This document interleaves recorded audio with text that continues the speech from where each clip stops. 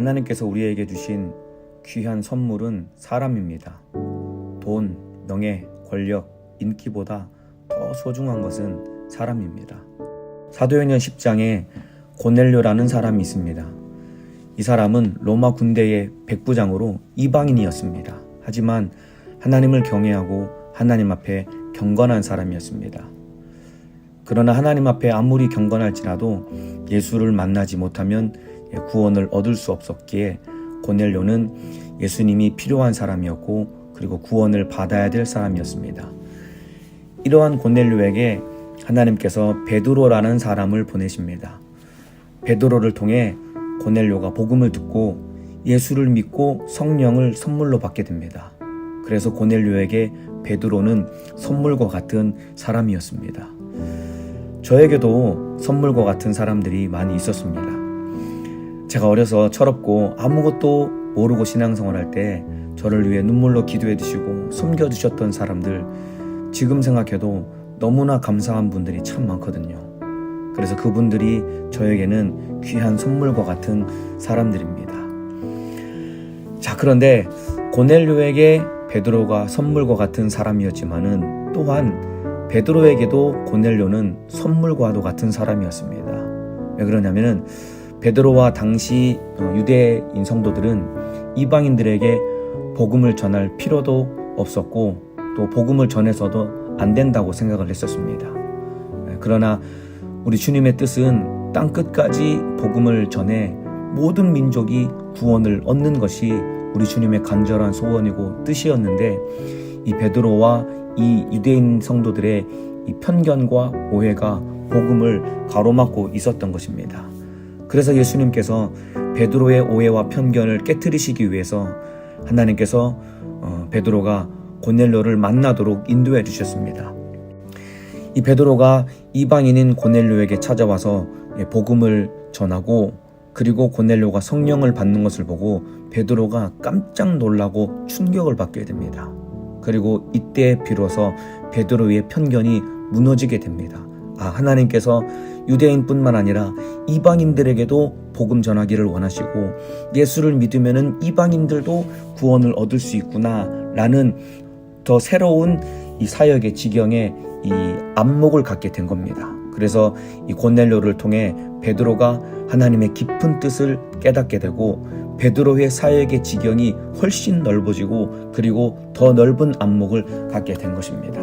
그렇기 때문에 고넬료를 통해 베드로가 더욱 성장할 수 있는 계기가 되었고 그리고 베드로에게도 고넬료는 선물과 같은 사람이었습니다. 한 해를 마감하며 우리 부자님들과 이야기를 나누어 보면은 우리 부자님들이 올해 부원들을 섬기느라 너무나 바쁘고 힘든 한 해였습니다. 그렇지만은 오히려 부원들을 섬기면서 제가 더욱더 많이 성장했던 한 해였던 것 같습니다 라는 이야기를 많이 듣고는 합니다. 이와 같이 부장님이 섬기는 부원들에게는 선물과도 같은 사람입니다.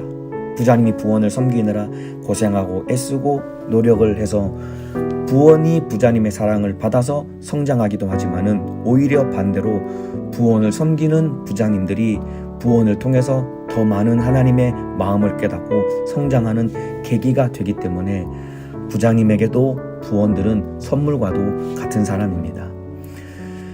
이와 같이 우리 주변에 우리가 만나는 많은 사람들이 있습니다. 내가 만나는 모든 사람들은 하나님이 우리에게 주신 귀한 선물과 같은 존재들입니다. 나에게 도움을 주는 사람도 나에게 선물과 또 같은 사람이고 그리고 나의 도움이 필요한 사람도 나에게 선물과도 같은 사람입니다. 이들 모두가 다 나를 값지게 하나님의 뜻대로 만들어가는 귀한 선물과도 같은 존재입니다. 그렇기 때문에 한 사람 한 사람을 귀히 여기고 또 사랑하고 그리고 섬겨줄 수 있는 사람이 되어야 됩니다.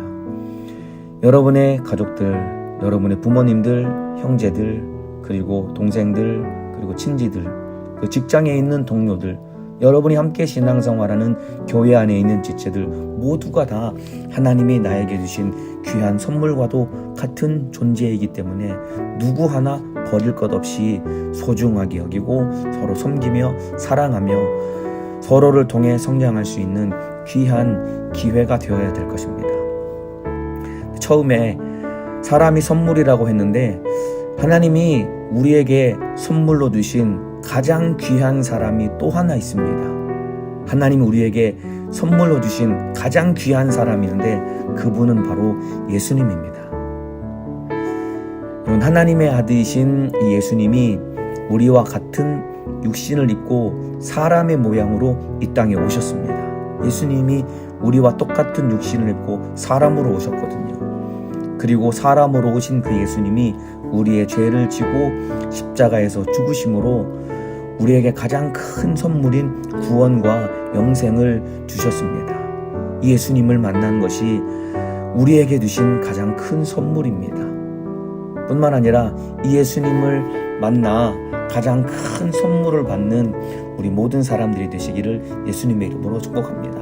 혹여라도 아직 예수님을 만나지 못한 분이 있다고 한다면 사람이 가장 큰 선물인데 바로 육신을 입고 오신 이 예수님이 우리에게 주신 가장 큰 선물이기 때문에 아직도 예수님을 만나지 못한 분이 계시다라고 한다면 가장 큰 선물인 이 예수님을 만나서 가장 큰 복과 영생과 참된 행복을 얻으시는 믿음의 사람들 되시기를 예수님의 이름으로 축복합니다.